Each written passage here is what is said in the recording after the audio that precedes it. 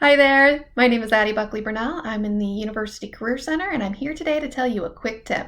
So we're talking references today. We know we need them, we know they need to be good. So let's get prepared. When we talk about references, we know that we're going to be needing 3 to 5 references for anything you do from here on out.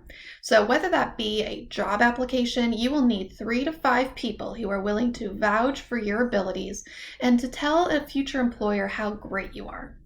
For graduate or professional school, you're going to need recommendation letters or forms to be completed. And so you really need to think very clearly about who you want to be your references. Choose wisely. References should be able to attest to your abilities, so they need to know you well. That is something that we tend to not think about while we're in school. When we're thinking about references, they should be either academic or professional in nature. So no aunts, uncles, family friends, no family physician, unless that's someone you job shadowed. So remember, choose wisely. They should be as closely related to your field as possible. They need to be able to talk specifics about what you have to contribute and how you can perform. And so if it's simply that you took one class with a professor in a university hall of 300 students, they probably won't remember you well. So you need to make sure that you get to know your professors that you think you might want references from. Starting early would be ideal. Your sophomore year, maybe taking a couple classes with the same professor, starting to get to know them in class discussions, but also in office hours, getting involved with research or any of their particular areas of interest are good ways to get to know a professor and getting them to know you. Being an anonymous face in an audience of students is not the best way. Make sure that they are, again, going to be able to give you a good reference. Asking permission and asking if they would be able and willing to give you a good reference is a good way to weed out some bad references. What I mean by a good reference is not simply that they know you and that you did well in a class. They need to be able to talk specifics about what you can accomplish, what you have accomplished, and how you can contribute. So again, they need to know you pretty well, but they need to be able to speak clearly about these pieces. You'd be amazed at how many people are willing to give references that can't say anything more than, well, they showed up to class and they did okay. That's not a good way to stand out. Ask permission. Ask if they're able to give you good references, and then of course ask if they have the time necessary to do so. For a job reference, it's a little faster. It may take a phone call or a quick email to give that reference. For a graduate or professional school, it takes time to craft a well-written letter or to complete the forms necessary to do this. And so you're going to want to ask if they have the time and ask early. Typically 6 weeks before the actual given time period is a good start. So if you need a reference letter written, asking at least 6 weeks in advance is ideal to give them time to prepare.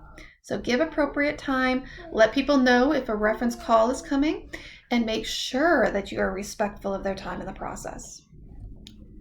Supply the info that is needed. All right, what that means is that if this is for a job application, you're going to want to make sure that your references are prepared for those phone calls, that they have a job description, your resume or CV, and that they have a copy of your transcript in front of them. Now that may take a little bit of getting used to for you to supply all these documents to the third person, but I can assure you the more prepared your reference is with your transcript, the resume, the job description, the better the chances of them being able to actually give you a well-rounded, tailored reference for that specific position. When it comes to a grad school or a professional school application, you want to still give them your transcript. Give them your personal statement or your essays you've written. Give them an idea of the programs to which you're applying and what your professional goals may be. This is helpful if you sit down with them and have a meeting to talk all this out, but also supply them those elements in advance. If they are going to be completing a form, if you have the prompts for that form, that is helpful for them. If not, then giving them all of these documents is a great starting point. Remember, when it comes to graduate school and professional school, the application processes may look a little different. They may be looking for different pieces, so as much as you can give them is helpful. Some of the applications that are done fully online will actually send an email directly to your references, asking them for this information and kind of leaving you out of that process.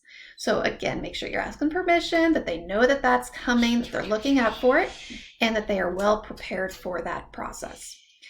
Just so you're aware, when you submit an application for graduate school and they are sending them this information in the application process, it will look a little different for you now than it has in the past. What that means is it's going to ask you for the name, the position title, the email, and possibly even the physical address of your references. I would encourage you to fill these pieces out early in your application process. It is typically on a later page of the application, but as soon as you actually save your reference information in the application, it will email them for this information. So please don't feel like you have to have your full application packet in before you complete your reference section, because you'll want to give them as much time in advance as possible, whereas you may need a little bit more to complete the rest of your application. So just a little tip there, complete that part early so that they have time, and then you can take a little bit more time to perfect the rest of the packet. Your application packet will not be complete until, of course, you've completed your part, but also that your references have completed theirs. And so sometimes it is a form that they'll need to complete. Other times it'll be a form and a supplemental letter. All right, so just be prepared for that. And they will typically have a tracking process for you to see if those application elements are in place.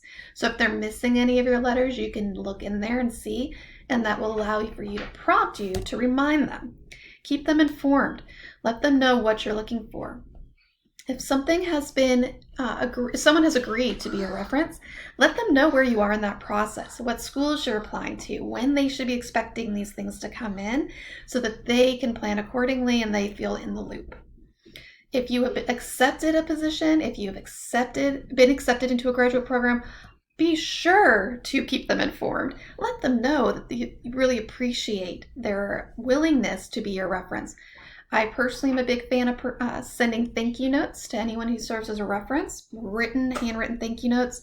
Sometimes even gift of some sort might be appropriate, but letting them know that you appreciate the time that they spent, that it really meant a lot to you, is a great way of letting people know that they are appreciated and that time was well spent, especially if you want them to serve as a reference for you in the future as well. So keeping everyone informed of your process, showing appreciation, and if you think that this reference may be someone you use as a reference in advance or in the future, stay in contact with them. Keep them informed of your process. The same things that we tell you to do for your networking contacts. So, 2 to 3 times a year, letting them know how you're doing, checking in on them, staying cordial, staying fresh in a relationship is ideal.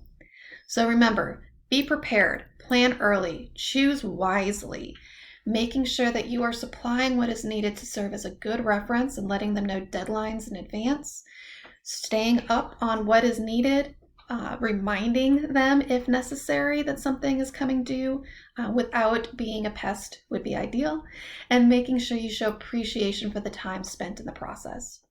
I'm going to touch a little bit more on that professional references as well.